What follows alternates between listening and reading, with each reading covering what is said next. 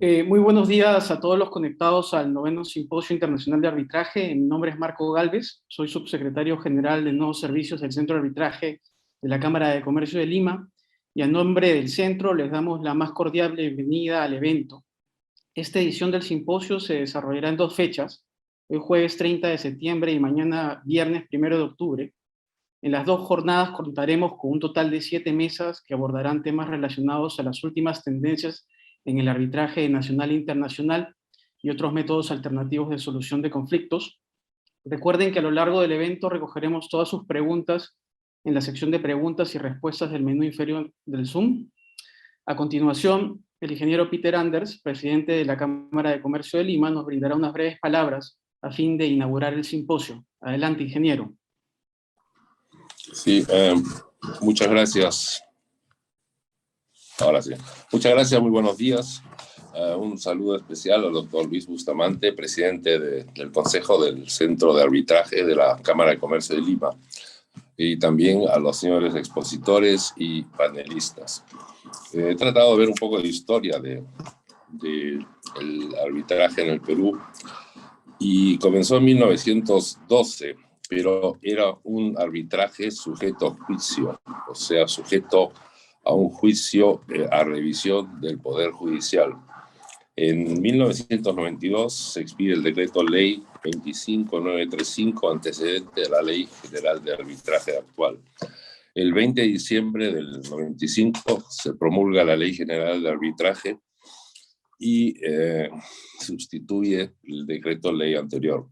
Cabe advertir que la jurisdicción arbitral está reconocida expresamente en el artículo 139 de la Constitución Política del 93.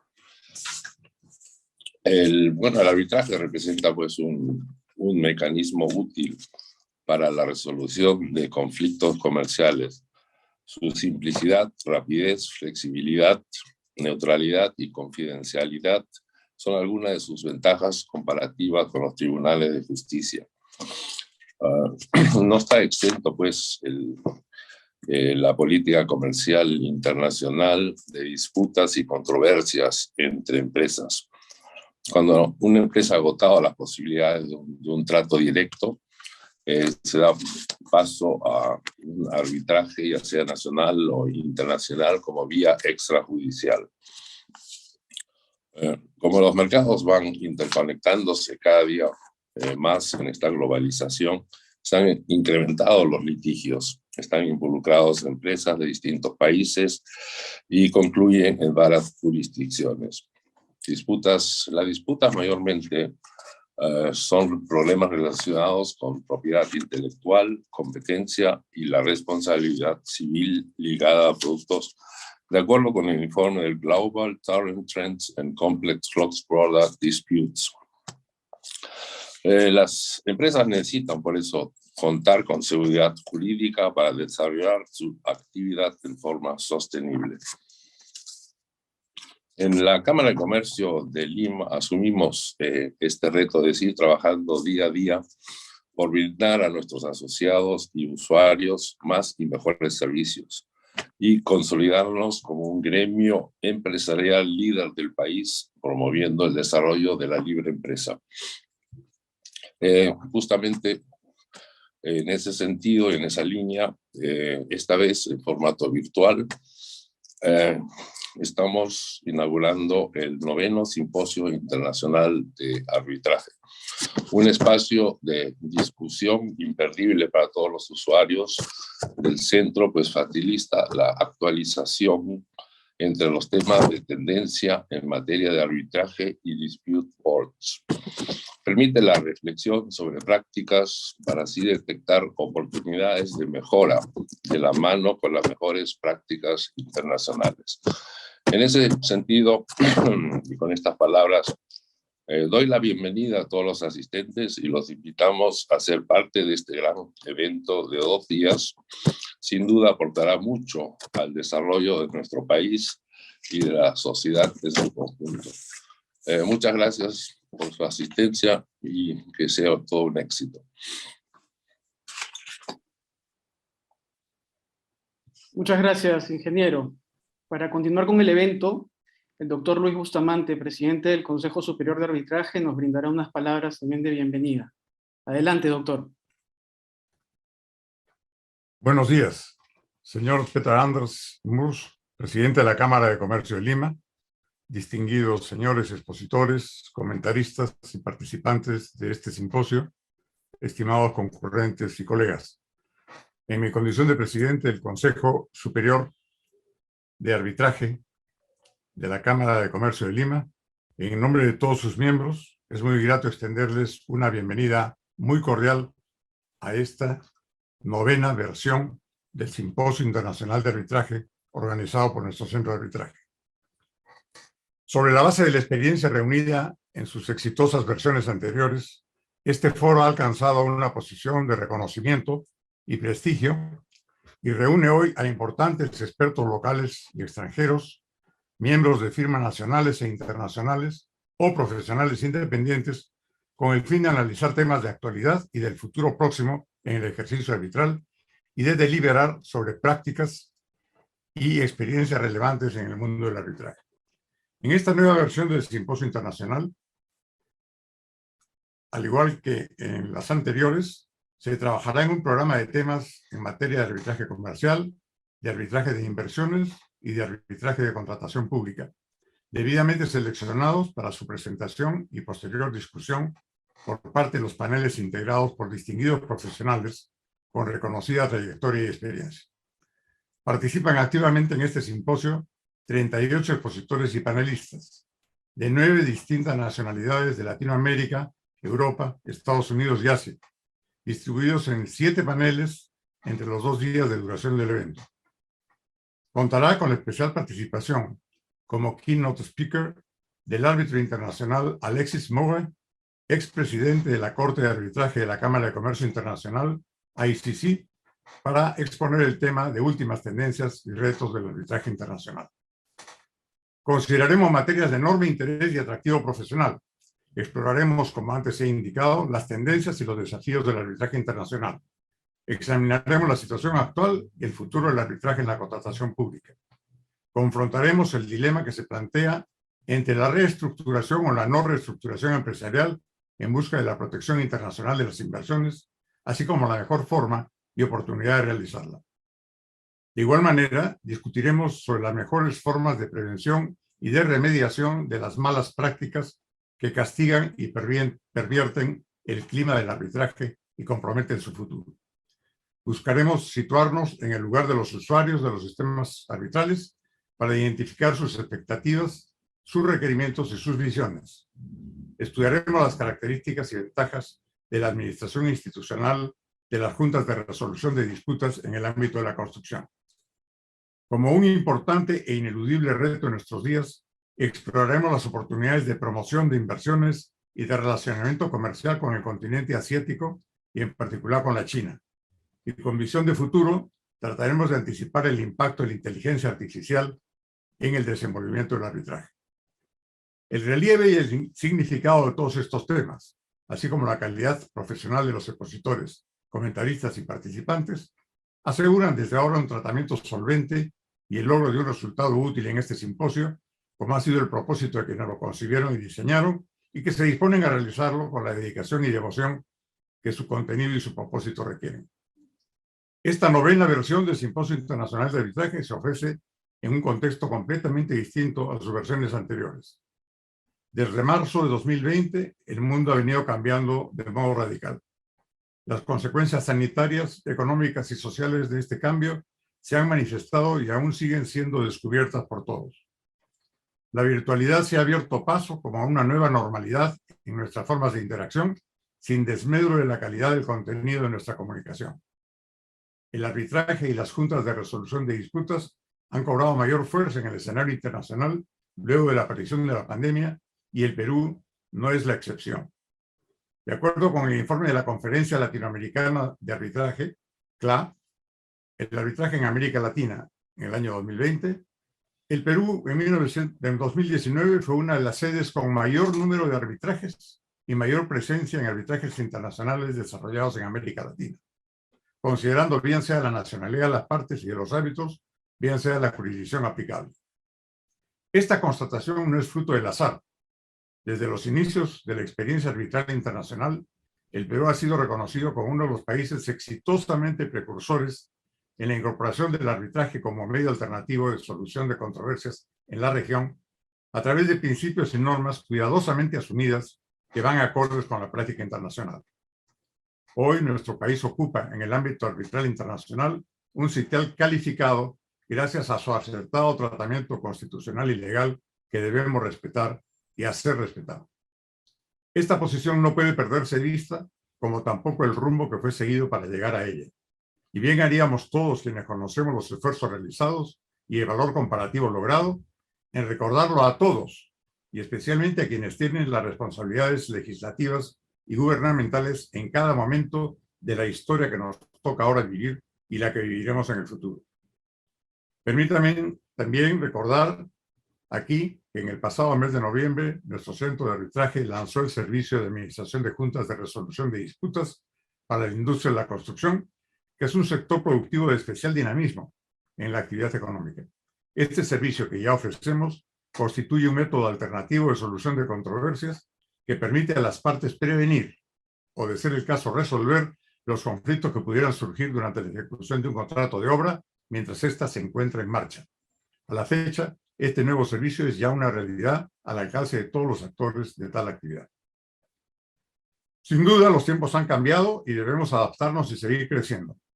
Los espacios de discusión, como los que se originarán en el simposio que ahora abrimos, no solo nos permitirán conocer las nuevas tendencias y los temas de actualidad en materia de arbitraje y junta de resolución de disputas, también nos servirán para reflexionar y determinar si nos encontramos en el camino correcto y con el ritmo apropiado, o, de ser el caso, para tomar las medidas necesarias que ayuden a encauzar su dirección según las expectativas y requerimientos de la sociedad y ajustar nuestra velocidad a las demandas de nuestros tiempos.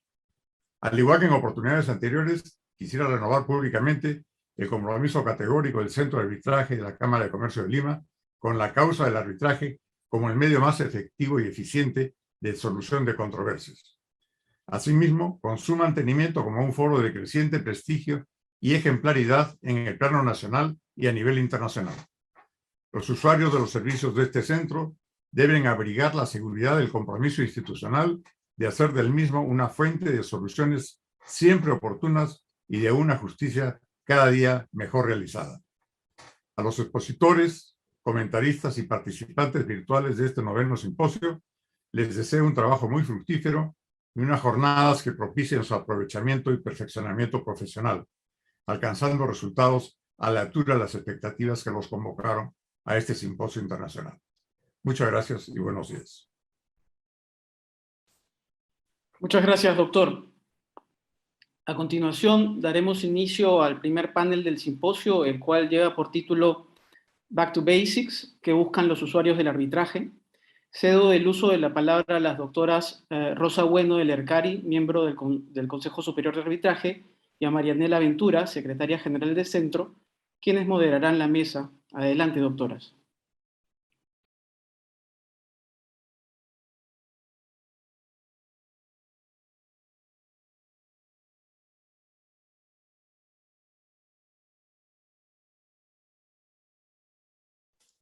Rosa, estás en mute. Bueno, ahora sí. Es la maldición del micro apagado. No hay evento en el que no se me apague, pero en fin, empezaremos. Primero quería agradecer la oportunidad de estar nuevamente en el Simposio Internacional de Arbitraje de la Cámara de Comercio de Lima. Este primer panel va a ser diferente, este es un panel interactivo, este es un panel en que los protagonistas van a ser los usuarios del sistema arbitral, ¿no? El Centro de Arbitraje de la Cámara de Comercio tiene un compromiso como líder en el mercado, y qué mejor que escuchar a sus usuarios para seguir mejorando sus servicios, para seguir implementando nuevas herramientas como las que hemos implementado en el pasado. Entre ellas, con especial cariño, el Faro de Transparencia, que espero que les haya sido útil a ustedes como usuarios para tomar decisiones respecto a la elección de sus árbitros, y hay muchísima información que pueden utilizar. Ahora último también, y junto con la pandemia, implementamos una nota práctica muy importante que ha generado se han acortado los tiempos en el arbitraje en beneficio de todos los que participan. Y así queremos seguir escuchando las opiniones de los usuarios para seguir avanzando y seguir liderando el mercado como corresponde. Por eso estoy muy contenta de estar aquí con ustedes, les doy la bienvenida y por favor los animo a participar, que estamos ansiosos de escuchar sus opiniones. Así es.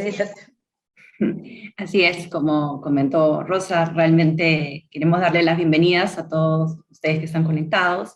En este primer panel buscamos hacer algo diferente, escucharlos a los usuarios, por eso queremos que participen, que intervengan, habrán encuestas en vivo y simplemente aparecerán en la pantalla y tendrán que darle clic en la misma pantalla y luego veremos los resultados.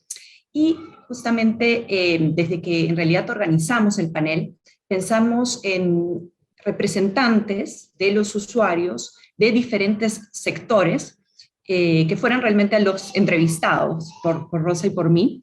Y para ello tenemos entonces a un representante del sector de petróleo y hidrocarburos, del sector de energía, del sector de la construcción y también a un asesor externo que en realidad trabaja con todos ellos y para que nos den sus comentarios, sus puntos de vista, y por eso también al finalizar la entrevista también tendremos un espacio importante para preguntas que ustedes puedan tener hacia nuestros panelistas. Entonces, con mucho gusto, procedo a presentar a nuestros ponentes. Tenemos a Yana Maquiavelo. Yana es desde hace más de 13 años responsable de los servicios jurídicos en Repsol, en el Perú. Ha participado en el asesoramiento legal de diferentes proyectos de energía y cuenta con amplia experiencia en arbitrajes nacionales e internacionales.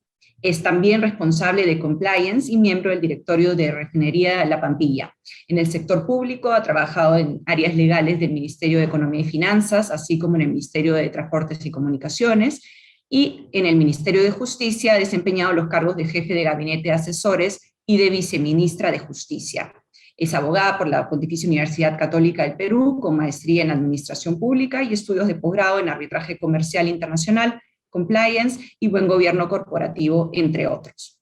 Tenemos también a Eric Franco, quien es abogado, árbitro, adjudicador, profesor. Ha trabajado en proyectos y controversias de ingeniería y construcción en América Latina, Europa, Asia, tanto como abogado interno de empresas propietarias y de un contratista internacional, así como abogado externo y árbitro. Actualmente es Global Expert en materia de disputas del grupo ENGIE y es gerente legal en ENGIE Energía Perú. Es profesor en temas de prevención y resolución de conflictos y derecho de la construcción en Perú y Chile. Mauricio Raffo, por otro lado, lidera el grupo de resolución de disputas del estudio Miranda y Amado. Su práctica está enfocada en litigios y arbitrajes, con amplia experiencia en disputas complejas en materia regulatoria de proyectos de infraestructura y construcción. Ha participado en diversas e importantes disputas, asesorando con éxito a empresas transnacionales en más de 100 arbitrajes, tanto internacionales como nacionales, bajo reglas ICC, UNCITRAL, CIADI, CCL, etc. Y, en fin, tiene también amplia experiencia en procesos judiciales comerciales. Y también tenemos a Humberto Arrese, quien es abogado por la Pontificia Universidad Católica del Perú y cuenta con una maestría por la Universidad de Bristol, Inglaterra.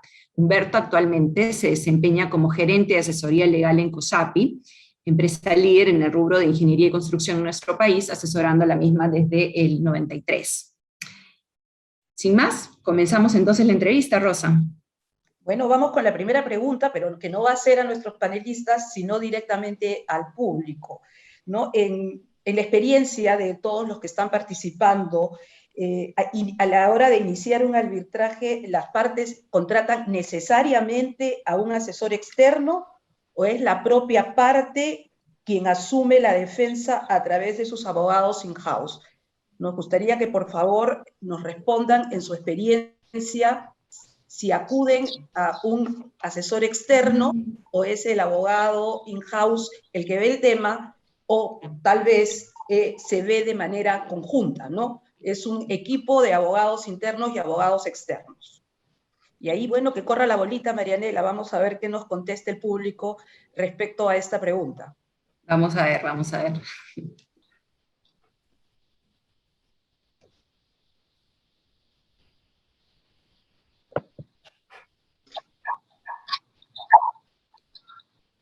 A ver.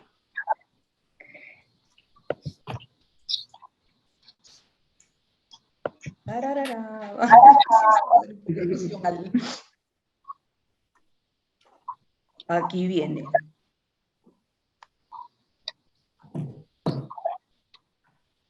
Bueno, aquí están las respuestas, más o menos lo que pensábamos. Asesor externo, 37%, trabajan con asesor externo solamente.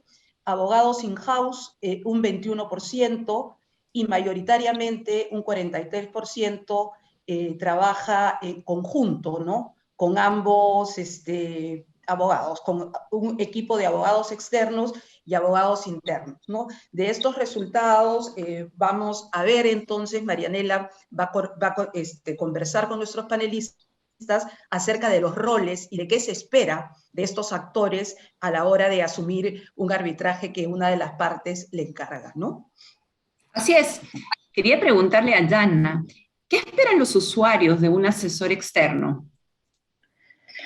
Buenos días a todos y muchísimas gracias por la invitación al Centro de Arbitraje de la Cámara de Comercio de Lima. Es de verdad un gusto estar con tan queridos compañeros en este panel. Y bueno, a tu pregunta, esperamos mucho, siempre mucho de los asesores externos. En primer lugar, que nos revele con prontitud si tiene algún conflicto de interés con la contraparte, ¿no? Una de las primeras tareas de un abogado in-house es asegurar la mejor defensa, ¿no? Para la empresa. Entonces, bueno, usualmente nosotros contactamos a los estudios de nuestra preferencia y esperamos que, bueno, no solamente es un tema de concursar el precio, ¿no? O sea, la calidad nunca se renuncia, pero pedimos más de una propuesta normalmente, ¿no? Cuando es un tema importante, y necesitamos saber si es que el estudio tiene alguna incompatibilidad y si fuese así, que nos lo diga muy pronto, ¿no? Porque los tiempos son importantes. Luego, que entienda nuestro caso, ¿no? Que realmente se involucre con nosotros y eso, bueno, requiere, por supuesto, de la capacidad del abogado in-house de poder comunicar qué queremos, o sea, no solamente entenderlo desde el punto de vista jurídico, sino también desde la estrategia, ¿no? ¿Qué es lo que nosotros buscamos? ¿Queremos preservar una relación con la contraparte? ¿Queremos llegar a una transacción o necesitamos ganar, ¿no? Imaginémonos que bueno, que es una cobranza pura y dura. Bueno, nosotros lo que necesitamos no es ganar el proceso, necesitamos que nos paguen, ¿no? Necesitamos hacer que nos paguen. Entonces, bueno, como la vida no es blanco y negro, muchas veces incluso saber lo que quiere nuestro cliente interno, ¿no? Porque nosotros, abogados in-house, somos, digamos, tenemos el cliente interno, el negocio, ¿no? ¿Qué quiere exactamente el negocio con este arbitraje? O sea, ¿qué quiere lograr? ¿Cuál es su...? A veces no es tan fácil tampoco que nuestro cliente interno tenga claro qué es lo que quiere, ¿no? O sea, hay muchas aristas que entiendan cuáles son los riesgos del proceso y hasta dónde podemos llegar. En fin, es un tema que requiere también un trabajo interno importante para que nosotros al abogado externo le podamos comunicar realmente cuál es nuestro objetivo y cuál es la esencia del caso. Lo siguiente es que nos proponga una lista de árbitros, la lista corta, ¿no? De árbitros que ellos creen que una vez que han entendido la materia serían los idóneos para atender este proceso.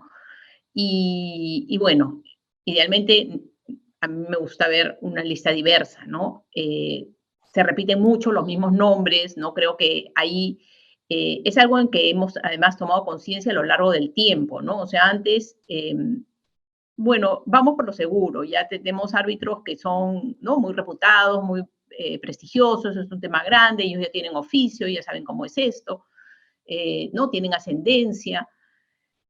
Y la verdad es que después de estas experiencias, uno a veces con estas personas que tienen efectivamente mucho oficio y mucha experiencia y son, bueno, las personas que han abierto camino al arbitraje en el Perú, nos damos cuenta que hay además ya muchas otras relaciones entre las partes, ¿no? Cuando son los mismos árbitros que se repiten en decenas de casos y a veces centenares de casos, ¿no? Hay árbitros que tienen centenares de casos en cursos, entonces ya no sabemos exactamente cuál es la relación entre los miembros del tribunal, o sea, de nuestro abogado con ese árbitro, ¿no? Porque lo puede tener como árbitro de parte en muchísimos casos o incluso como árbitro de la contraparte o como presidente de tribunal en muchos casos que está llevando el estudio. Entonces, esas relaciones que antes, bueno, no, por lo menos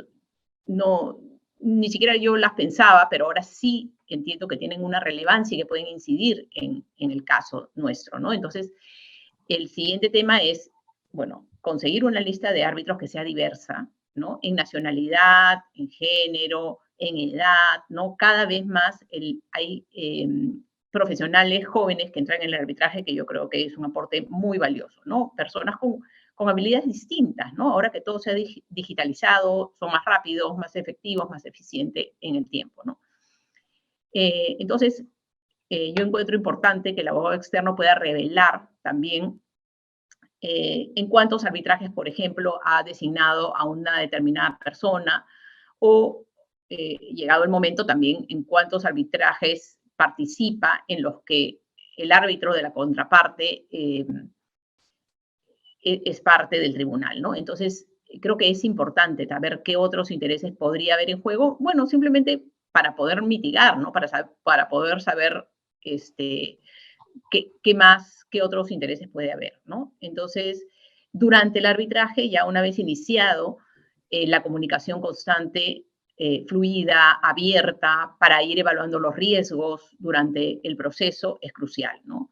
Creo que se logra una relación de confianza, ¿no? Cuando uno ve la disponibilidad del abogado, ¿no? Porque también a veces tenemos abogados muy ocupados, ¿no? Que no están disponibles, ¿no? Y es difícil coincidir, ¿no? Entonces, esa disponibilidad del abogado, ¿no? De hacer el esfuerzo de estar cuando uno lo necesita para reevaluar la estrategia, para ver qué está pasando, para evaluar los riesgos. Cuando hay mucha materialidad en juego, eso tiene un impacto o puede tener un impacto en los estados financieros, ¿no? Entonces hay mucha presión a veces sobre los abogados para que digas cuál es el riesgo del proceso, ¿no? En empresas grandes, ¿no? Como que, bueno, nosotros consolidamos estados financieros en Repsol, que es una empresa que cotiza en varias bolsas de valores. Son estrictos los auditores externos en saber si tienen que provisionar o no, ¿no? Alguna materia en disputa, ¿no? Algún monto en disputa. Entonces,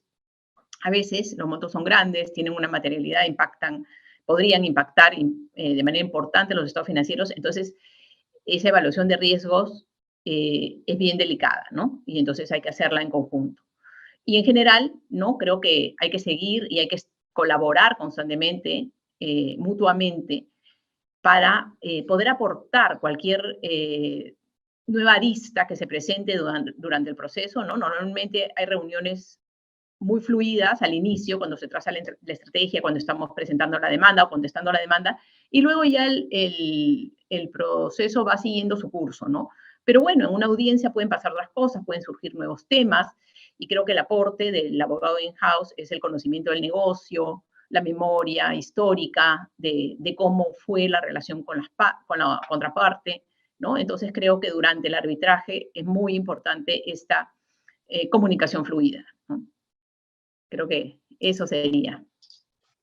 Gracias, Yana. Buenísimo. Ahora, habiendo escuchado a Yana lo que espera el abogado in-house y el trabajo que desempeña el abogado externo, quería preguntarte, Eric, ¿cómo debe ser, cuál es la participación entonces, algo nos adelantó Yana, del abogado interno en estos procesos de arbitraje? Muchas gracias, Rosa. Buenos días con todos. Muchas gracias a la Cámara de Comercio por la invitación a este panel. Es un placer compartir esta mesa con todos. Y bueno, yendo al rol del abogado in-house, en realidad es un rol fundamental, porque el abogado in-house tiene la responsabilidad de recopilar todas las pruebas y tenerlas ordenadas para el abogado externo. Y así, al mismo tiempo, armar la historia que se va a contar en el arbitraje. Claro, eso al final va a ser hecho conjuntamente con el abogado externo, pero el abogado interno tiene que avanzar lo máximo que pueda, porque el abogado externo necesita el input del abogado interno para poder trabajar. De lo contrario, no tiene los elementos. Y tener la información ordenada, cuando el primer punto, como ha dicho Yana, es pedir que se corra un conflicto de interés, y el segundo punto va a ser discutir los honorarios. Para discutir los honorarios hay que ver qué tan complejo es el caso, y para eso hay que tener avanzado la cantidad de documentación que implica el caso, qué tanto, si va a haber una pericia, si va a haber testigos, y ese tipo de información uno debería tenerla avanzada antes de llegar a ese momento de la discusión. De lo contrario, va a haber menos cosas para poder determinar los honorarios, y el proceso de armar la estrategia va a ser más lento. Tener un file ordenado es algo que, digamos, todos podemos intuir que es algo básico, pero realmente cuando uno llega al caso o cuando surge el caso, puede ser que tenga que recopilar información de varios años atrás. Inclusive las personas responsables del proyecto o de la situación en controversia pueden ya no estar en la empresa, y de repente ni siquiera hay contacto con ellos. Entonces, buena parte de la historia de la empresa puede estar un poco dudosa, ¿no? No puede ser difícil acceder a las pruebas. Y ese es uno de los grandes retos que tiene el abogado in-house, ¿no? Coordinar con el equipo interno también, para que todos tengan el mismo entendimiento del caso y participen también. Y un reto acá siempre es el tiempo, porque hay algunas empresas que tienen una cantidad de arbitrajes o de litigios importante, y por lo tanto tienen un área dedicada a las controversias. Pero la mayoría de empresas no tienen un área dedicada a controversias. Entonces, los abogados que ven las controversias cuando surgen son los mismos que ven las actividades diarias de la empresa. Y lo mismo con las personas técnicas. Las personas técnicas tienen su trabajo, y su trabajo no es atender una controversia. Y cuando surge la controversia les quita tiempo de su día a día. Entonces hay un reto ahí grande, y cuando hay una controversia muy importante, algo que a veces vale la pena pensar es si es que es conveniente contratar a una persona a tiempo completo que se dedique durante unos meses a preparar el caso, a recopilar la información, etcétera, ¿no? Otra actividad bien importante del abogado interno es aprobar la teoría del caso y la estrategia, ¿no? Eso se hace conjuntamente con el abogado externo, pero al final es el abogado interno y el equipo interno en general, porque no solamente el abogado es parte de un equipo. El equipo tiene que aprobar esa estrategia, ¿no? Cómo se va a plantear el caso. Y finalmente, siempre tener presente cuáles son los parámetros para llegar a una transacción extrajudicial. Cuando se plantea el caso al abogado externo, se le plantea un caso que está definido, ¿no? Es una cierta pretensión, es algo acotado. Cuando se le presenta al tribunal arbitral, es un caso acotado. Pero en la realidad, el caso no está tan acotado. La relación comercial entre las partes implica mucho más variables que lo que se presenta al arbitraje. Entonces, el abogado interno tiene que ser consciente de qué otras variables hay para efectos de poder jugar y poder entender cuál es la flexibilidad de la empresa para llegar a una transacción extrajudicial que puede ser mejor que terminar en un laudo arbitral. Así que por ahí va más o menos las tareas que tiene el abogado interno, que son muchas. Sí, quedó clarísimo. Quería preguntarle a Humberto. Humberto, en tu experiencia, ¿cuál es el mejor método para un trabajo realmente eficiente, conjunto, entre los abogados in-house y los asesores externos?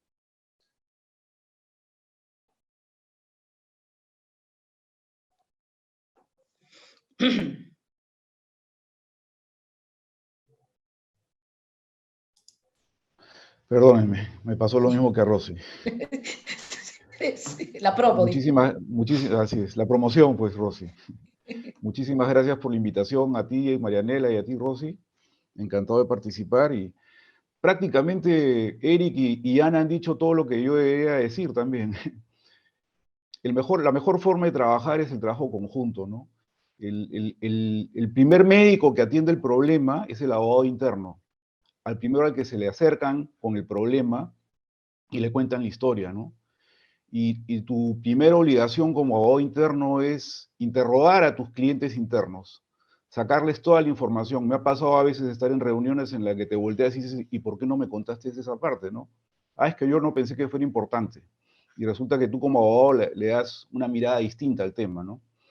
Luego, internamente hay una etapa pre, que es esta etapa de interrogar internamente, recopilar la información, armarla, escoger al abogado externo con el que vas a trabajar y luego trabajar en conjunto. No hay forma de que tú le des un paquete al abogado externo y te olvides del tema. Es imposible. Y a mí me ha tocado muchas veces, no solamente reuniones internas, sino con los abogados externos para preparar la demanda o la contestación, sino además explicar y explicar y explicar varias veces el contexto del negocio, porque la ventaja del abogado interno es que conoce el negocio.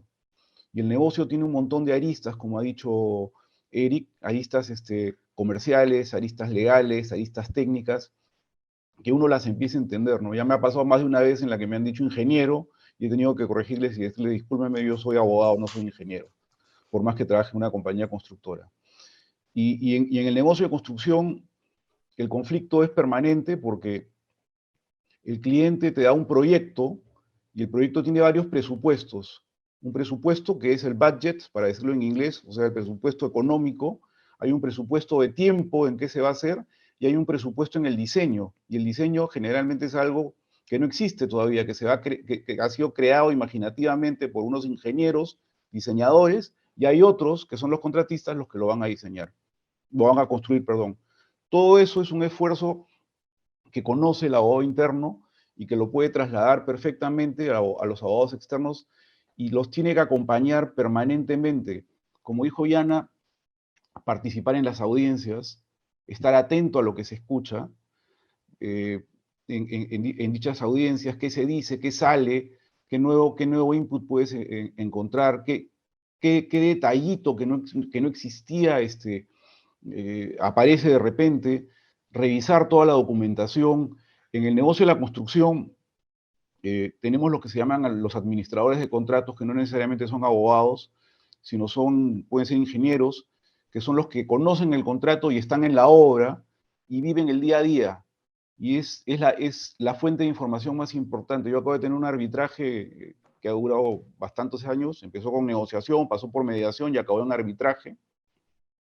Y el administrador de contratos era fundamental porque sabía dónde estaban los papeles, sabía ubicarte papeles, te sacaba datos a cada rato, y toda esa información la tienes que trasladar al abogado externo. Y luego, como dijo Eric, la teoría del caso, ¿no? Tú te sientas y escuchas a lo que te dice el abogado externo, y yo siempre les pido que me den no su defensa, sino la realidad del caso. ¿En qué situación me encuentro? ¿Dónde estoy? ¿Qué creo que puede pasarme? ¿Estoy bien? Dime la verdad, no me mientas, no me enamores como cliente, dime si puedo ganar, qué posibilidades tengo, ¿no? Y a partir de allí, trabajar en conjunto, ¿no? Me ha pasado también que a veces he tenido que revisar y revisar y revisar y revisar varias veces la demanda porque te das cuenta que habían detalles que no los habían entendido y no los tenían por qué entender porque tú eres el que vive adentro de la compañía y el que conoce el negocio perfectamente, ¿no? Y finalmente, como dijo Eric, nunca debes perder de vista que y como lo dijo Yana también, que nosotros somos áreas de apoyo y lo importante es el negocio. ¿Qué quiere el negocio? ¿Quiere pelearse? ¿Quiere cobrar? ¿No quiere volver a ver nunca más a ese cliente porque se portó mal? ¿O no quiere perder la relación? Entonces, pero en cualquiera de esas alternativas, la transacción siempre va a estar presente, porque nosotros no sabemos qué está en la mente de las personas que van a decidir finalmente, ¿no? Y la transacción nos da un manejo directo de lo que puede ocurrir finalmente, ¿no? Y eso es fundamental para un negocio, ¿no? El tiempo de duración de un proceso, este caso que les he contado, de más de 7 años con negociaciones, con mediación, con arbitraje, es importantísimo. Tengo otro caso en República Dominicana, no es un arbitraje, pero tiene 10 años ya, y es un caso en el cual, como dice Eric, las personas que han visto el problema empiezan a salirse de la empresa. Y ayer las hemos tenido que reunir. Gracias a Dios, una de las funciones de que tenemos también los abogados internos es mantener buenas relaciones con todo el mundo. Porque después en algún momento los vas a tener que llamar y te van a tener que contar lo que pasó hace 10 años, ¿no? Y es complicado a veces ordenar esos recuerdos. A veces te encuentras con algunas personas que son perfectas para recordar cosas y otras que no se acuerdan mucho, no quieren colaborar, ya se aburrieron y se van. Gracias a Dios, en este caso hemos podido recopilar información para poder continuar con el caso, ¿no? Entonces, como ven, la labor del abogado interno con el abogado externo es fundamental. El abogado externo no puede trabajar sin el abogado interno y viceversa. Yo creo siempre que es un trabajo conjunto y la empatía que se produzca entre estas dos áreas es importantísima también, ¿no? El hecho que se sientan un equipo, que estén juntos, ¿no? Que puedan hasta bromear juntos entre ellos, pero que eso les dé la facilidad de trabajar a largas horas, reunirse con tranquilidad, decirse las cosas con sinceridad, es importantísimo. Para mí ese es el trabajo en conjunto y eso es lo que yo he visto en estos largos años en COSAPI, en una industria donde el conflicto es parte del negocio, como les expliqué al principio, y estamos tratando de pasar a una nueva etapa de contratos colaborativos que Eric debe conocer muy, muy bien, ¿no? Contratos en los que las partes ya no tratan de enfrentarse tanto. Eso es lo que yo quisiera decirles, ¿no? Gracias, Humberto. Tanto tú como Yana nos han hablado de lo que quiere el negocio, que es muy importante definitivamente, y que una de las cosas que pudiera querer el negocio, la empresa, es mantener la relación con el cliente con el que se está viendo obligado a llegar a un arbitraje.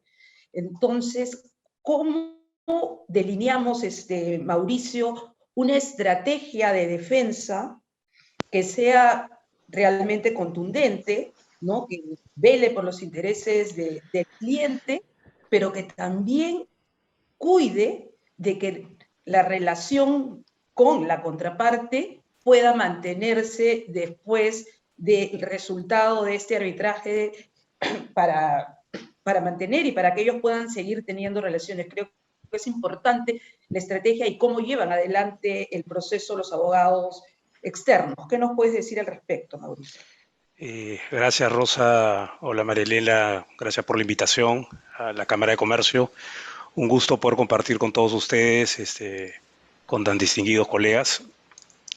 Bueno, yo les puedo contar un poco el otro lado del equipo, ¿no? Y creo que esta palabra clave es importante para esto y para el diseño de cualquier estrategia, que es el trabajo en equipo, ¿no? Normalmente, cuando se llega un caso al asesor externo, no solamente es un problema jurídico que tiene determinados hechos y antecedentes, ¿no es cierto? Y hay que conocerlos, por supuesto, entenderlos y ver las aristas legales para diseñar una estrategia, sino que también esa controversia tiene toda una historia entre las partes de desarrollo, ya sea contractual o puede ser también de una relación entre administrado y Estado, en donde se genera una relación normalmente comercial que tiene una sensibilidad especial, ¿no? Sobre todo en relaciones entre las partes, relaciones largas, ¿no? Esta sensibilidad puede ser en raíz de un contrato, también puede ser entre la empresa y el Estado, un contrato de concesionario concedente o regulador, empresa regulada, que el cliente cuida mucho o es muy importante o es muy sensible que se pueda ver afectada, ¿no?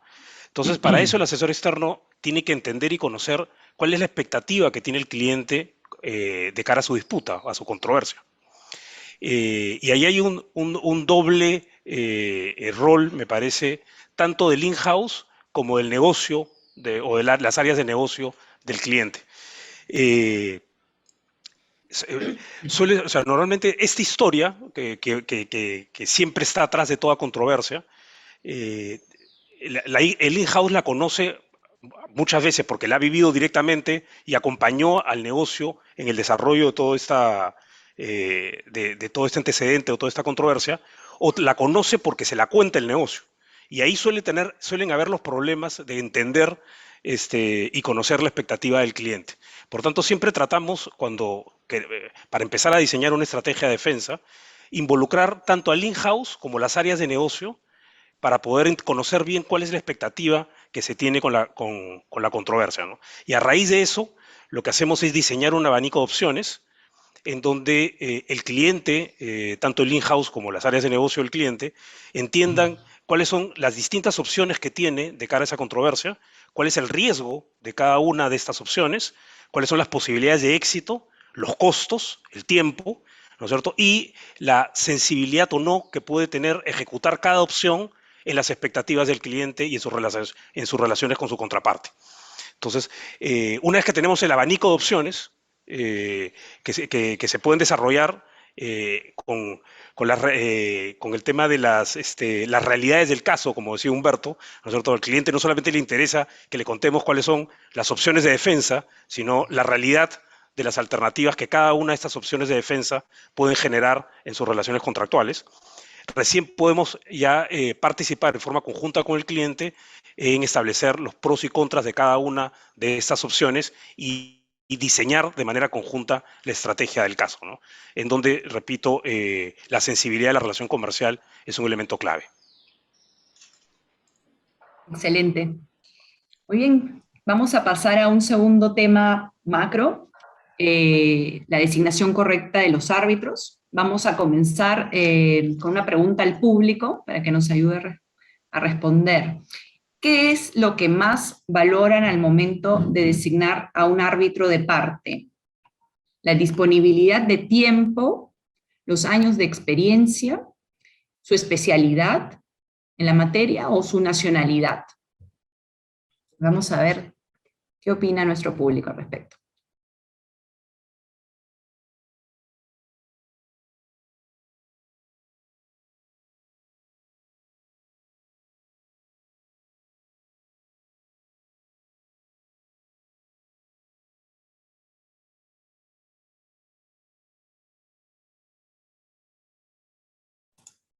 A ver.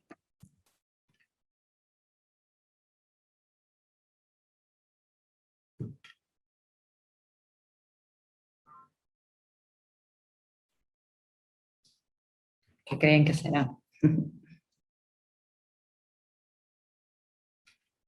Bueno, ampliamente, casi un 70% de los asistentes considera que la especialidad del árbitro, que conozca la materia.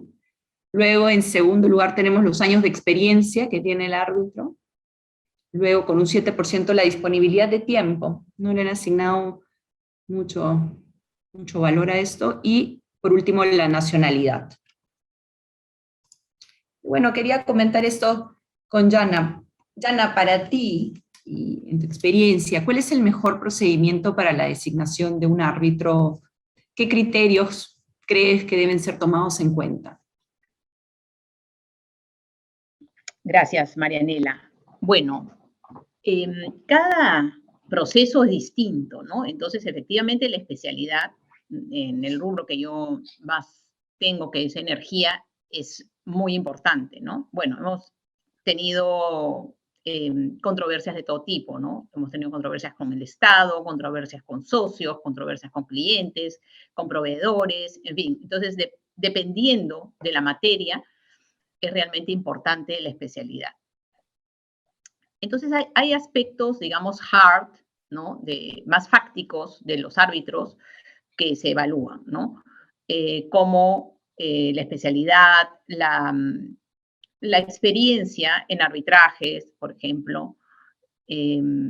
Pero para mí, sigo con esa sensación de que ha habido poca información sobre los árbitros para uno poder evaluar verdaderamente qué tipo de árbitro y cuáles son las características de los árbitros.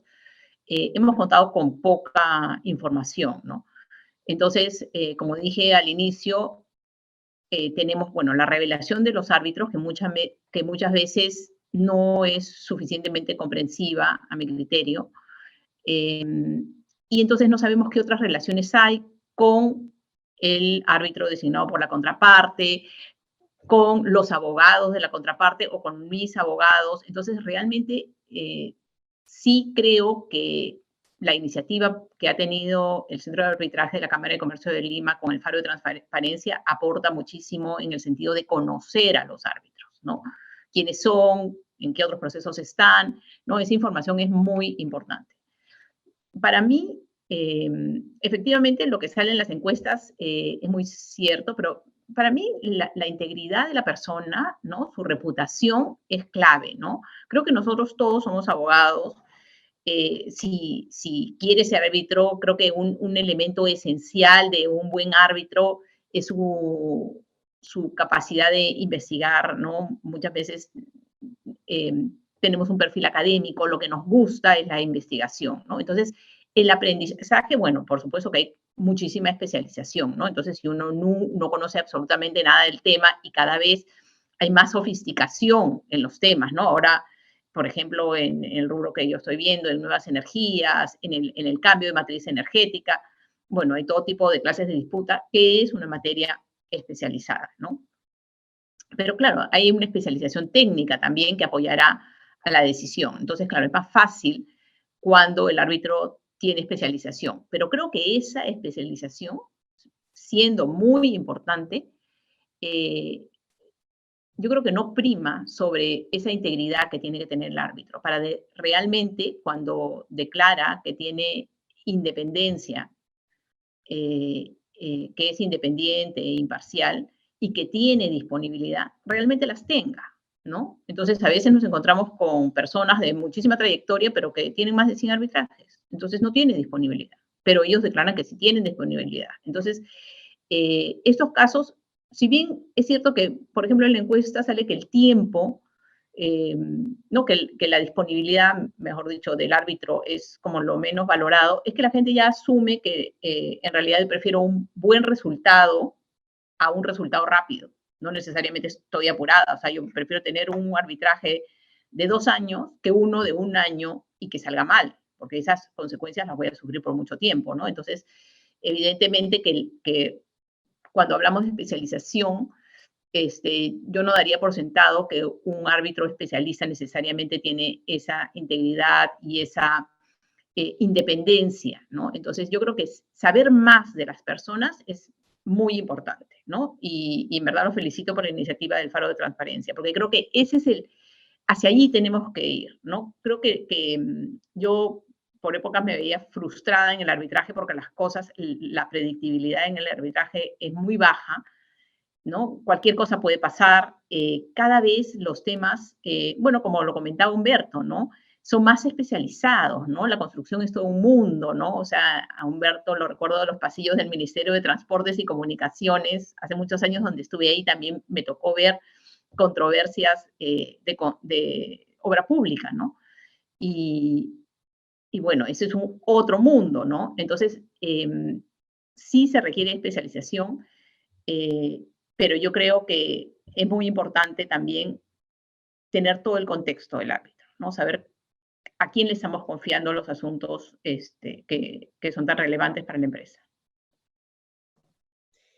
Gracias, Gracias, Diana. Y nos deja servida la pregunta para Humberto. Pero antes de entrar a la pregunta, Humberto, quería tu opinión así muy chiquita de cómo ves tú el resultado. A mí me ha sorprendido el resultado de la encuesta. Me gustaría unos comentarios al respecto y luego ya entrar un poco a través al tema del Faro de Transparencia, que como sabes es una herramienta que puso a disposición del público la Cámara buscando eso, transparencia, buscando que la transparencia ilumine de alguna manera, medio poética me levanté esta mañana, la oscuridad que se veía mucho en el tema del arbitraje, esta confidencialidad que de alguna manera le daba un velo de oscuridad, de opacidad, no de oscuridad al arbitraje. Entonces había que hacer un esfuerzo para que en un momento en que el arbitraje estaba siendo cuestionado,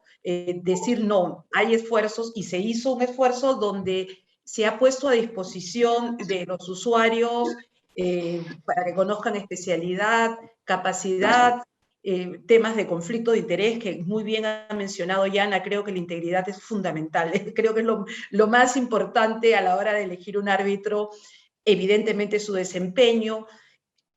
¿Has utilizado la herramienta? ¿Cómo la ves? ¿Qué nos dirías? ¿Qué nos aconsejarías para mejorar la herramienta? Podríamos empezar por tu primera pregunta sobre la encuesta, si la pudieran proyectar nuevamente para yo comentar ítem por ítem, por favor. ¿Es posible? Ahí está. Vamos a empezar por la nacionalidad.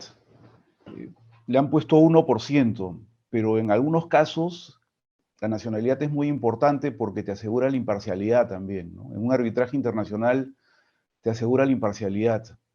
Entonces, no resulta, me parece, válido que sea 1%. Inclusive en un arbitraje nacional, tener un árbitro internacional puede asegurarte la imparcialidad, porque esa persona no se va a sentir preocupada por lo que opine la contraparte o por lo que opine el sector público. Luego, la disponibilidad de tiempo a la que he hecho referencia Yana y que la ha relacionado con la integridad. Primero hablemos de la integridad. Más allá de nacionalidad, de especialidad, de años de experiencia, la integridad es un punto importantísimo. O sea, pareciera que fuera un valor abstracto, pero como saben, estoy en el sector de la construcción y el sector de la construcción está pasando por un momento de reputacional muy complicado y estamos haciendo muchos cambios relacionados con la integridad. Y la integridad al final sí redunda en resultados reales, tangibles y efectivos, ¿no? Un árbitro íntegro va a ser un árbitro que va a revisar de manera imparcial el caso, que te va a decir, y eso nos acaba de pasar en una selección para un arbitraje, se hizo una lista de árbitros, se puso un ranking, y hubieron algunos que dijeron, no tengo tiempo. Y eso te va diciendo que gente que se preocupa por su trabajo y por la calidad de su trabajo. Entonces, ver la disponibilidad de tiempo es importante. Los años de experiencia, el seniority, van a ayudar a la persona que tenga ascendencia dentro del tribunal, ¿no? Y yo leí una vez un artículo creo que de Fernando Cantuarias, que parafraseaba lo que siempre se dice en real estate, en el sector de bienes raíces, que lo más importante es la ubicación y la ubicación. Bueno, en un arbitraje lo más importante es el árbitro. La calidad del árbitro es importantísima. Y aún así, me ha pasado que teniendo árbitros de primer nivel, el resultado que tú llegaba a tus manos era, ¿what? ¿Qué es esto? ¿No? Te ponías a leerlo y tenías una semana de rabia y después decías, bueno, ahora voy a volver a leerlo para ver por dónde puedo agarrar este lado y trabajar, ¿no? Y finalmente la especialidad, creo que sí le han dado la importancia de vida, es en el sector en el que está Yana, en el sector en el que está Eric, la especialidad es importantísima. En el sector en el que estoy yo, es muy importante. Tengo un director nuevo que un día me dice en confidencia, nunca pensé que en construcción los abogados fueran tan importantes, ¿no? Los contratos son de 400 páginas, no lo puedo creer. Imagino que a Eric y a Yana les debe pasar lo mismo en su sector, ¿no? Llegan financistas, ingenieros, se sientan en el directorio y resulta que descubren que el abogado no es un adorno acá, es una parte muy importante y es un tipo que conoce el negocio, que está especializado en los detallitos. Entonces, esos serían mis comentarios en relación a esta encuesta, Rosy. No sé si es no te olvides del faro, por favor. No, todavía no, todavía voy a pasar al faro, estoy respondiéndote la primera. Y el faro tiene que ver con esta encuesta. Tiene que ver con lo que dijo Yana también. Si yo analizo la cantidad de arbitrajes que tiene en curso una persona, me voy a dar cuenta si tiene tiempo o no tiene tiempo. Si yo después he visto que en el Faro están los laudos públicos y empiezo a revisar los laudos públicos, me empiezo a dar cuenta de cómo ha trabajado esta persona, qué cosas ha hecho, cómo ha laudado, me da una idea de su orientación, ¿no? Es pro sector público, pro privado, o decide lo que tiene que decidir cuando lo tiene que decidir, ¿no? Voy a ver sus años de experiencia en el tema, voy a ver su especialidad,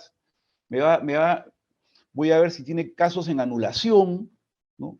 Cómo le ha ido en la anulación, qué cosas le han pasado en el devenir, lo han recusado, no lo han recusado, cómo declararon la recusación, ¿no? Y esto es muy importante, ¿no? ¿Qué pasó cuando te recusaron? ¿Qué hiciste? Te da toda una referencia que va a esa opacidad a la que tú te refieres, Rosy, porque lo que puede haber manchado al arbitraje y puede no ser entendido por el público, después de lo que también ha vivido el arbitraje, es la confidencialidad. Y para eso necesitas gente íntegra, no gente que haga, pues, tratos bajo la mesa, ¿no? Que haga tratos bajo la mesa con una contraparte, que haga tratos bajo la mesa entre grupos de árbitros que deciden nombrarse entre ellos para rotar, ¿no? Dicho sea de paso, esa es una práctica anticompetitiva también, por si acaso. Entonces, el contar con una herramienta que te permita analizar al árbitro que te han propuesto para que tomes una decisión si es oportuno o no nombrarlo, me parece súper útil, me parece un aporte brillante de la Cámara, excelente, y efectivamente usarlo te da una tranquilidad, te permite ver más allá si quieres, ¿no? Y te permite tener un cierto grado de predictibilidad, por lo menos, ¿no? Esa sería mi respuesta, Rosy. No sé si te satisfecho. Sí, gracias, Humberto. Y efectivamente, comentando, digamos, ahora otra iniciativa que ha tenido el centro en los últimos tiempos, quisiera preguntarle a Eric sobre la nota práctica número 3 del 2020, con la cual el Consejo, digamos, instó a los árbitros a coordinar con las partes las reglas del proceso y establecer un calendario de actuaciones con fechas fijas, ¿no? Para que las partes, los usuarios, tuvieran una mayor predictibilidad, tuvieran una hoja de ruta respecto de su arbitraje. ¿Cuál ha sido, Eric, tu experiencia con la nota práctica? ¿Qué tan importante te parece tener reglas y fechas pactadas con las partes? Gracias, Marianela. En realidad es un tema crucial, ¿no? Que es el tiempo que invierte el tribunal en la fase inicial para planificar todo el proceso. Eso va a marcar una pauta de la eficiencia de todo el caso y es fundamental. Se ha venido haciendo hace muchos años que algunos árbitros lo hacen, a nivel internacional también se hace, pero ahora creo que con la nota práctica es muy bueno porque se está insistiendo en que todos lo hagan, ¿no? En ese sentido, me parece excelente la iniciativa de la nota práctica y algunos temas puntuales son, por ejemplo, ¿no? Que al momento en que se fija el calendario inicial, hay incertidumbre sobre si habrá reconvención y también qué prueba van a haber. Entonces, eso hace que que los calendarios iniciales tengan que ser provisionales. Lo que he visto en algunos casos es que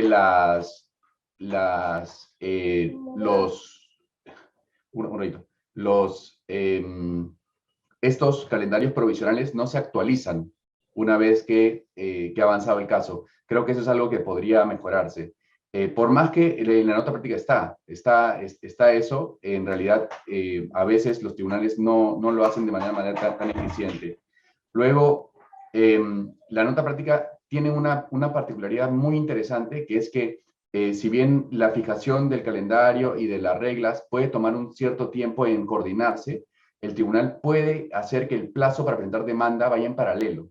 Eso me parece una salida excelente para ganar tiempo, porque de lo contrario se puede perder mucho tiempo en la fijación de las reglas iniciales. Sin embargo, no he visto muchos tribunales que hagan uso de esa facultad. Me parece que es algo que podría hacerse más uso en realidad. Entonces me parece excelente que la nota práctica hable de fechas y no de plazos, lo cual fuerza a fijar fechas en el calendario, ¿no? No solamente a decir va a ser 20 días después de tal actuación. Y bueno, la posibilidad de reducir los honorarios de los árbitros en caso de que incumplan con los plazos también me parece bueno porque fuerza a que haya una consecuencia en caso que no se cumplan. Así que creo que todo esto va en la dirección correcta de lo que esperan los usuarios y creo que todos en la comunidad arbitral, ¿no? Que haya predictibilidad con el proceso y que avance de una manera eficiente. Efectivamente, ¿no? Y que haya también, ¿sabes?, esta comunicación, ¿no?, entre el tribunal y las partes, los usuarios, para fijar cuál es la fecha que a todos les conviene para la presentación de escritos, para la audiencia. Es importantísimo. Perfecto. Mauricio, acabamos de ver los resultados de lo que piensa nuestro público respecto a cuáles son las cualidades que buscan en los árbitros, y la nacionalidad ha estado muy mal rankeada, por llamarlo de alguna manera, con 1%. Pero yo te pregunto, porque por ahí sí se nota una tendencia en el mercado para nombrar árbitros extranjeros, ¿no? Eso está ocurriendo con alguna frecuencia, ¿no? Y respecto a este movimiento que se está dando, yo creo que en busca de imparcialidad, como lo ha mencionado Humberto, por evitar, ¿no?, por el volumen de arbitrajes que se ven en el Perú, eso te genera pues una tranquilidad, ¿no?, respecto a los nombramientos frecuentes, etc. Pero, sin embargo, hay un proyecto de ley, el número 124 del 2021, que requiere que los árbitros extranjeros acrediten su título en la SUNEDU. ¿Cómo ves esto, al margen de que evidentemente vamos a tratar de que esto no vea la luz, pero cómo podría afectar, ¿no?, esta tendencia, y si tú crees que esta tendencia es buena? Gracias, Rosa. Efectivamente, es una tendencia que ya ha ido increyendo año a año, la designación de árbitros extranjeros para los arbitrajes nacionales, que me parece que es una buena tendencia, que le ha hecho mucho bien al desarrollo y al crecimiento del arbitraje nacional, en donde, si vemos el inicio de los arbitrajes o el inicio del arbitraje nacional, era la estructura y lo más parecido a un juicio o a un tema judicial, con los usos y costumbres y prácticas judiciales llevadas al arbitraje. Esto, al cabo de los años que han transcurrido, sí vemos que la influencia de las prácticas del arbitraje internacional han entrado al arbitraje nacional, y hoy día la forma como se lleva a cabo un arbitraje nacional dista mucho de lo que era hace muchos años. Y la tendencia va cada vez más a adoptar esta práctica global del arbitraje internacional como buenas prácticas, y eso ha fortalecido y le ha hecho mucho bien al desarrollo del arbitraje nacional. Como decía Humberto, para el éxito de un arbitraje lo que se requiere es el árbitro y el árbitro, ¿no? Para eso tenemos siempre que buscar tener a los mejores árbitros para nuestro caso. Y en eso, como decía Yana también, tenemos el tema de la integridad del árbitro, la independencia del árbitro, la experiencia, la especialidad y también el tiempo disponible para nuestro caso. De nada nos sirve tener un árbitro con mucha experiencia y que conoce mucho el caso, pero que tiene 100 arbitrajes y, por tanto, él personalmente no va a poder meterse al detalle de la prueba, a analizar y desmembrar los peritajes técnicos, porque simplemente no tiene tiempo y termina delegando en asistentes o en paralegales el trabajo de investigación que debe hacer directamente el árbitro, en desmedro de la calidad de su trabajo como árbitro, ¿no? Entonces, uno de los problemas que está teniendo el desarrollo del arbitraje nacional es la cantidad de arbitrajes, parte de eso ha sido el tema de la contratación con el Estado, y el número reducido de árbitros nacionales para esa cantidad o número de arbitrajes, ¿no? Y eso nos ha llevado al tema de las designaciones repetidas y encontrar a árbitros nacionales con decenas o cientos de casos que cuando uno conversa con abogados extranjeros o con árbitros extranjeros, es inverosímil, ¿no? Que un árbitro tenga el tiempo suficiente para ver 100 arbitrajes en simultáneo, ¿no? Y esto lo que ha traído también es que con el tema de la globalización y que los montos de las disputas de los arbitrajes nacionales cada vez son mayores, también por el desarrollo de la infraestructura, etcétera, hace que el arbitraje nacional tenga o estén en juego montos y complejidades tan diversas que hagan atractivo, primero para los árbitros de primer mundo o árbitros de primer nivel internacional, sea atractivo participar en esos arbitrajes por el tipo de honorarios que pueden pactarse, como también la necesidad de poder tener árbitros independientes y con experiencia viendo ese tipo de controversias. Nos ha pasado muchas veces que cuando, por ejemplo, el Estado designa un árbitro y uno, utilizando el faro de transparencia y otra información que uno tiene acceso, descubre que actualmente ese árbitro que está designando el Estado está viendo 20 o 30 casos en donde ha sido designado por el mismo procurador o por la misma entidad, ¿no? Lo cual evidentemente pone en duda la independencia o la imparcialidad de ese árbitro. Inclusive hay casos extremos en donde del 100% de los arbitrajes que lleva ese árbitro, un porcentaje mayoritario bastante alto, a veces son del 70% o el 80% del total de los casos que ve ese árbitro, son designaciones efectuadas por entidades del Estado, ¿no? Entonces, lo que lleva un poco también a que la participación de los árbitros internacionales genera esa confianza en los clientes y en los inversionistas de un trabajo independiente, de un trabajo íntegro y sobre todo de alguien con mucha experiencia, ¿no? Entonces creo que al final eso creo que le ha hecho mucho bien al arbitraje. Ahora, yendo al tema del proyecto de ley, me parece con todo esto que es un grave error. Lo que va a terminar ocurriendo es que esto le genera una barrera que impida a la participación de estos arbitrajes, de estos árbitros internacionales en nuestros arbitrajes nacionales. Y eso también me lleva a que hay siempre hay una equivocación de enfocar cuándo un arbitraje es nacional y cuándo es uno internacional.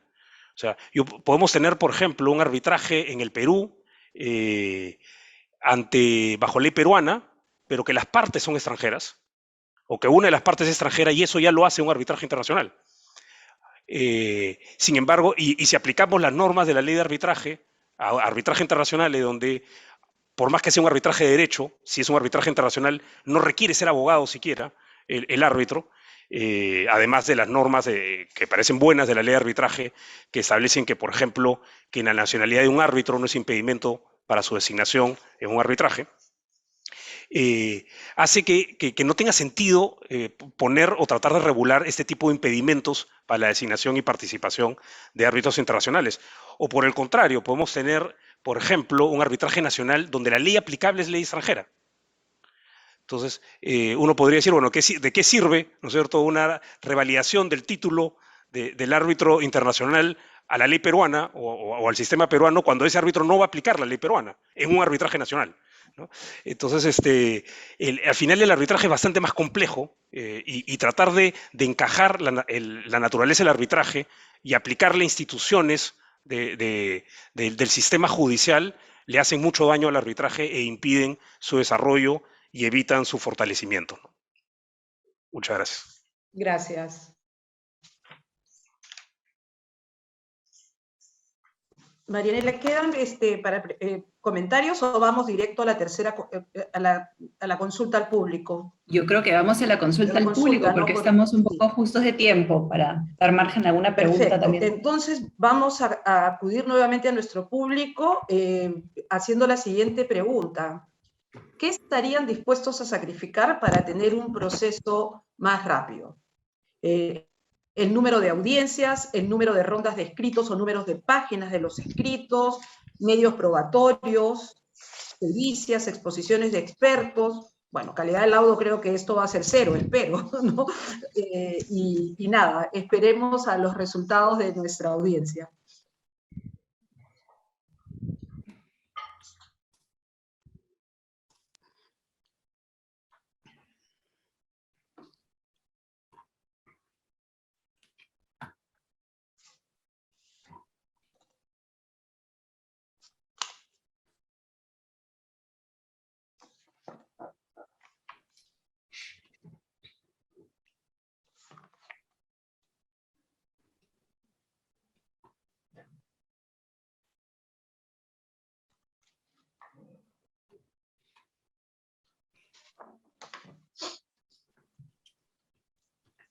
Todavía no tenemos los resultados. A ver, vamos.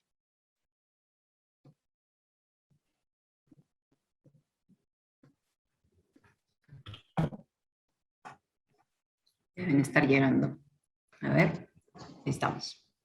A ver, número de audiencias, un 38%. Número de escritos o páginas de los escritos, un 60%. Número de medios probatorios ya va bajando, 2%, y obviamente, como era de esperarse, nadie está dispuesto a sacrificar la calidad del audio, ¿no?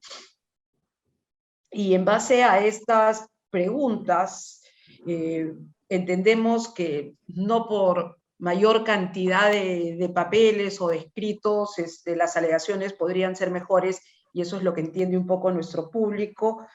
Y en base a estos resultados, creo que empezamos las preguntas, ¿no, Marianela? Sí, sí, claro. Podríamos preguntarle a Yana, para ti, ¿qué tan importante es la predictibilidad en el arbitraje?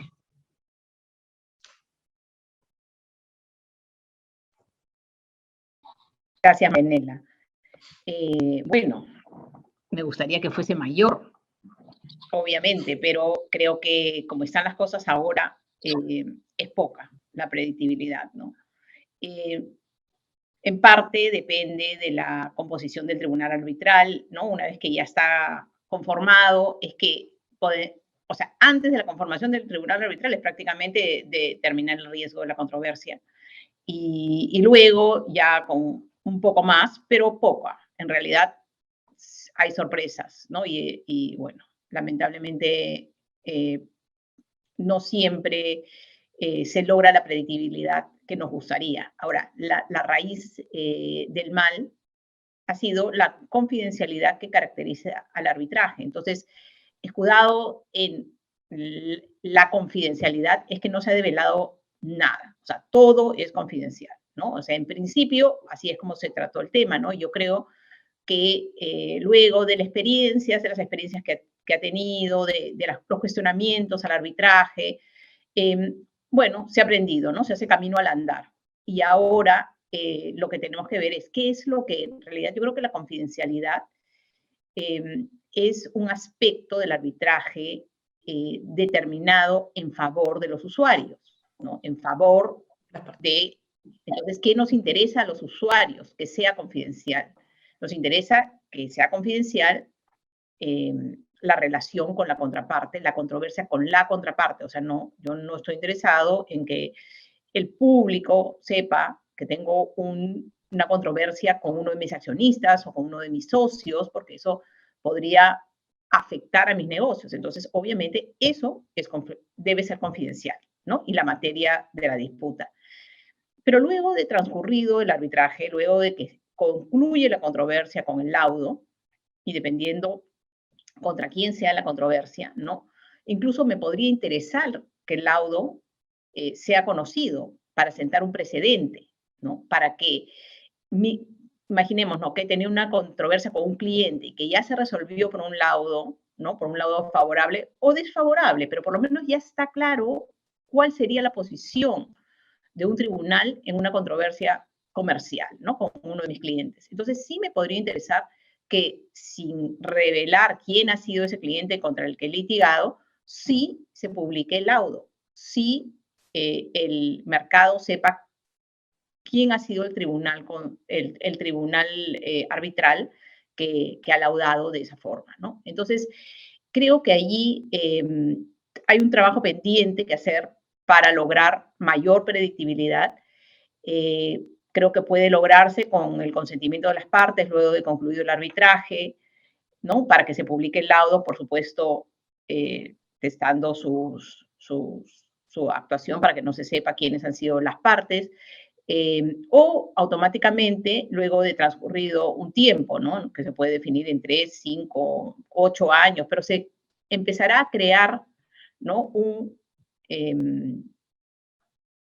Bueno, un archivo de cómo se han ido resolviendo determinados casos para aportar en la predictibilidad, ¿no? Yo creo que hay un trabajo pendiente que hacer ahí. Gracias, Yana. Gracias. y creo que tomaremos tu idea porque eso es un poco poder enriquecer el faro, ¿no? Si las partes están de acuerdo, porque ahora también hay una sección que están los laudos anonimizados, pero no los laudos completos, ¿no? Entonces tal vez sería importante, Marianela, que podamos hacer la pregunta y quienes están interesados, porque sí va a ayudar mucho a la predictibilidad de lo que, sobre todo en materia de determinada materia, cómo piensan, cómo están resolviendo, a qué podrías atenerte. Me parece súper importante, hasta tanto no llegamos, realmente fue toda una batalla sacar el faro en los momentos en que la confidencialidad lo era todo. Y yo también me cuestionaba lo mismo que tú y decía, pero las partes efectivamente quieren que no se sepa quiénes participan para poder hacer un análisis de conflicto y de integridad. Esas eran las cosas que nosotros nos preguntábamos hasta dónde llegaba el tema de la confidencialidad. Y claro, la confidencialidad está basada en lo que tú dices, pero no en todas las actuaciones del arbitraje. Entonces, el nombramiento de un árbitro era actuación del arbitraje, ergo no se podía comunicar, no se podía decir. Y bueno, fue toda una discusión, como tú dices, hemos avanzado, pero siempre con aportes como los que estamos recibiendo el día de hoy. Vamos a seguir avanzando y mejorando la herramienta.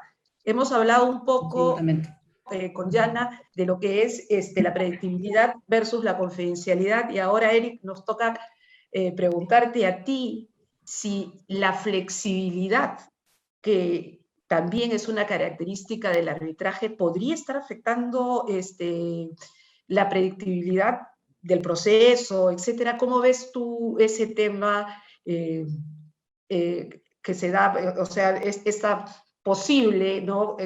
Disputa que podría haber entre flexibilidad y predictibilidad? Muchas gracias, Rosa.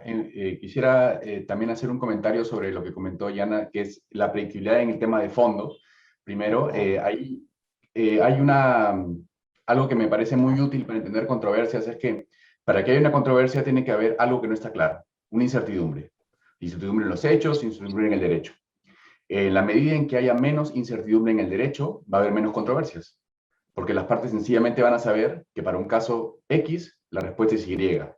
En la medida en que no haya claridad sobre si va a ser X o si va a ser Z la solución del caso, entonces va a haber más arbitrajes, ¿no? Más controversias.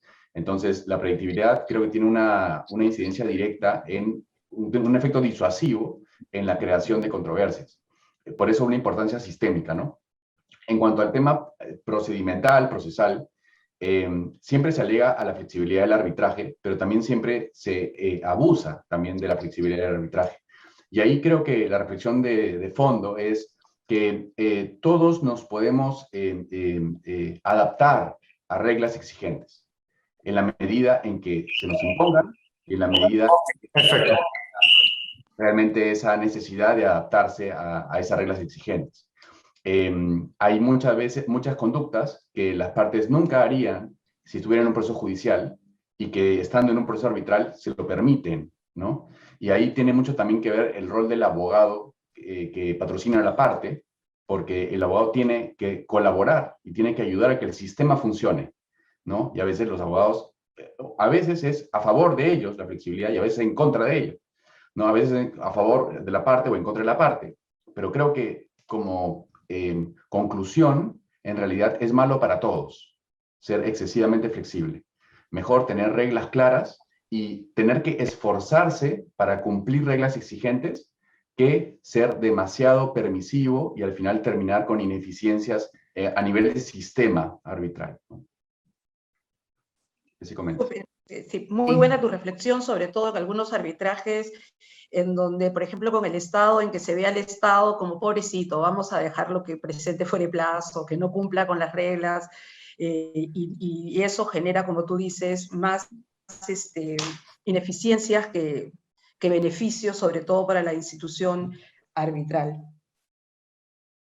Sí, y un poco, bueno, aquí veo que en el chat hay un comentario, una pregunta, un poco en relación al tema de confidencialidad, con el cual estamos conversando un poco Rosa y Yana antes. Dicen, la tendencia internacional en cuanto a la confidencialidad se ha ido relativizando, especialmente en los arbitrajes en que participan partes estatales. hay reglamentos institucionales internacionales que establecen que transcurrido el plazo de 1 año, desde que el fallo queda ejecutoriado, pueda publicarse. ¿Qué les parece establecer una regla así por la CCL? ¿Qué opinas, Rosa? Tal vez con tú. el Estado, pero con el Estado los publicamos inmediatamente. Sí, sí, no, sería nosotros ya superamos este momento. Lo que nos queda, y por eso me quedo con la reflexión de Yana, es qué hacemos con los laudos de los procesos de arbitraje privados, ¿no? Donde lo que hemos encontrado ahora como solución es la anonimización de esos laudos en unos pequeños resúmenes que de repente no te dan pues toda la información que deberías tener para hablar de predictibilidad. Y Eric ha dicho algo que es importantísimo: la incertidumbre genera conflicto. Y creo que era un poco contradictorio, ¿no?, que una herramienta para solucionar conflictos generar a su vez incertidumbre. Y por eso es que esa tendencia creo que va a seguir, ¿no?, para transparentar y generar predictibilidad en el arbitraje, y creo que va a ser súper bueno para ello. Sí, sí, o sea, con el Estado, como dices, definitivamente está todo publicado, y en los comerciales yo creo que también depende de las partes, ¿no? Si las partes, como siempre, es del arbitraje de las partes, si las partes no tuvieran problema, podrían autorizarnos, podríamos publicarlo. Tendríamos que evaluar esto. Y pasando a otro tema del que se está comenzando a discutir en el medio, y quisiera preguntarle un poco a Mauricio su opinión. ¿Qué opinas sobre el escrutinio de los laudos arbitrales, ¿no? Es decir, una revisión de forma y el contenido del laudo, pero en el sentido de que, por ejemplo, todas las pretensiones hayan sido resueltas en el laudo, no del fondo de la decisión, no de lo que deciden los árbitros en sí. Esto obviamente conlleva una demora adicional, ¿no? Porque una vez que se tiene el proyecto de laudo, se tiene que efectuar esta revisión, hay un tiempo adicional.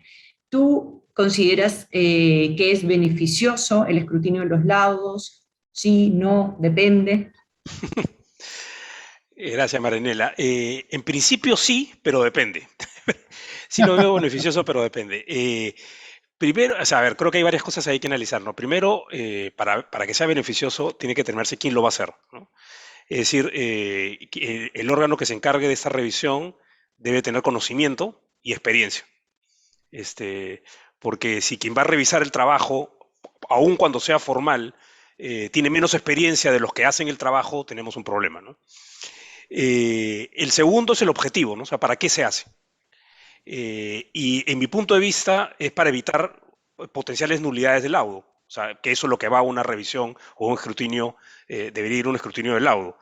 Y si ese es así, ¿no es cierto?, el beneficio está en el tiempo que se ahorraría las partes ante un proceso de anulación, ante un vicio formal, como señalabas, por ejemplo, no resolver una de las pretensiones de la demanda, o resolver o pronunciarse sobre algo que no fue demandado, ¿no? Un proceso de anulación de laudo toma cuando menos 1 año, y si es que el laudo efectivamente contenía ese vicio, lo que va a generar es un reenvío al tribunal y un nuevo laudo, ¿no? Entonces, al final, la pérdida de tiempo que puede generarte un vicio de anulación justifica, ¿no es cierto?, el perder mucho menos tiempo, pero tener esa revisión que te lo evite o que te lo evite después, ¿no? Y por último, cuánto tiempo y costo va a tener esa revisión también va a ser un factor importante para su éxito, ¿no? Gracias, Mauricio. Es súper interesante que ya estemos discutiendo por estos lados. El trabajo, hemos visto en la encuesta que acaba de pasar, que las partes pueden ser capaces de renunciar a todo menos a la calidad del laudo, ¿no? Y un proyecto como ese va justamente a salvaguardar esa calidad. Y ya para terminar, porque estamos ya con el tiempo, me gustaría hacer una pregunta a todos, ¿no? Esta pandemia nos ha traído cosas malas y algunas cosas buenas, como ha sido el adelanto de las herramientas, de la virtualidad, ¿no?, y del trabajo. De hecho, la Cámara tenía desde el 2012, tenía esta herramienta que era el arbitraje online, y que no se utilizaba. Conversábamos, veíamos, y bueno, vino la pandemia y lo tuvimos que utilizar, y así se ha venido haciendo y se ha trabajado mucho sobre la virtualidad. Y yo quería preguntarles a todos, que nos dejen una reflexión final, ¿cuál ha sido su experiencia con arbitrajes virtuales? ¿Cuáles son las ventajas y las desventajas que ustedes ven? ¿Consideran que existen determinadas actuaciones que no pueden ser adaptadas al sistema virtual? ¿Creen que seguiremos con la virtualidad o migraremos a un sistema mixto? ¿Podemos empezar con Humberto? Ok, yo a pesar de que me gusta mucho todo, la parte de esta interacción virtual, y me parece que ha acelerado y nos ha convertido a todos en puntuales. O sea, ahora cuando entras 2 minutos tardes a una reunión virtual pides disculpas. Antes podías llegar media hora y le echabas la culpa al tráfico, ¿no? Y en verdad te había salido tarde, ¿no? Yo creo que una reunión presencial es fundamental, ¿no? Nosotros en COSAPI hemos estado teniendo directorios virtuales y estamos ya pasando a directorios presenciales, y la interacción es totalmente distinta, el poder pararse, explicarse, acercarse a la otra parte, conversar con ella en directo, ver los gestos de las personas en 3 dimensiones, no plano, es algo que yo creo que es incomparable y no se va a ir. Van a haber, creo sí, algún tipo de audiencias que van a ser virtuales, algunos seguimientos que van a ser virtuales, vamos a empezar a dejar de tener tanto papel y vamos a tener más cosas adentro de la computadora, ¿no? Ya no vamos a ser tan papelucheros los abogados, pero mi impresión es que la presencialidad no puede ser, no va a desaparecer, se va a quedar y vamos a estar en un sistema mixto donde espero yo que la parte presencial predomine, ¿no? Porque el ver el gesto en un interrogatorio o en una declaración, ver a todos los árbitros entre ellos, juntos, hablando, y te da un feeling distinto, ¿no? Esa es mi impresión. De repente estoy siendo anticuado, pero creo que hay cosas que presencialmente se persiguen mejor y te dan un mejor tacto de lo que está ocurriendo, te permiten intuir mejor lo que está pasando, ¿no? Gracias, Humberto. Yana, tú continúas, pero muy breve, por favor, porque ya el tiempo nos está ganando, así es de exigente. Bueno, gracias, Rosy. Bueno, yo creo que el híbrido es lo ideal. El arbitraje es bien particular porque cada caso es distinto, ¿no? Entonces, realmente tener una regla es un poco complicado. Hay arbitrajes más sencillos en que la virtualidad funciona muy bien y no extrañaría una presencialidad, y es también, como ha dicho Humberto, muy eficiente, muy puntual, ¿no? Etcétera. Pero sí creo que en arbitrajes más complejos, el impacto de una audiencia presencial, poder entrevistar a los testigos en persona, es importante, ¿no? Entonces, yo creo que en el mundo, pero por ejemplo, ¿no? Para ponernos de acuerdo en las reglas del arbitraje, la primera audiencia, ¿no? O que las partes discutan, ¿no? Más o menos los plazos o la cantidad de actuaciones que consideran que serían necesarias, bueno, eso yo creo que se puede hacer en forma no presencial, ¿no? Entonces, me decanto por lo híbrido y siempre de acuerdo a cada caso en particular. Gracias. Mauricio, ¿tu opinión? Sí, brevemente, yo también creo que el sistema híbrido es al que vamos hacia donde vamos. Además, por un tema de que el COVID, creo que vamos a tener que convivir con el COVID durante muchos años. Y eso lo que hace finalmente es que, independientemente, o sea, que podamos tener mucha gente asintomática pero contagiada, que no puede estar presencialmente en una audiencia, y que podamos permitir su participación virtual. O sea, podemos tener arbitrajes presenciales donde, por ejemplo, la declaración de un testigo sea virtual, o que la declaración de un determinado experto también sea virtual, ¿no? A pesar que la audiencia sea presencial. Creo que ese va a ir por donde puede ir la tendencia. Además, eso nos permitiría también una reducción de costos importantes, sobre todo que participen expertos extranjeros, por ejemplo, en un arbitraje nacional, cuyo costo de controversia no justifique los costos del traslado y alojamiento de estos expertos, pero que su participación virtual sí esté totalmente justificada, ¿no? Creo que por ahí va a ser la tendencia. Y Eric, terminamos contigo un breve comentario sobre la virtualidad en el arbitraje. Yo también coincido. ¿Va a quedarse o se va a convertir? Yo coincido también con lo que se ha dicho sobre la tendencia hacia lo híbrido. Creo que lo ideal sería tratar de sacar lo mejor de los dos mundos. Por ejemplo, a mí me parece muy útil que cuando alguien interviene en una audiencia virtual, hay una cámara apuntándole a la cara a la persona y eso queda grabado.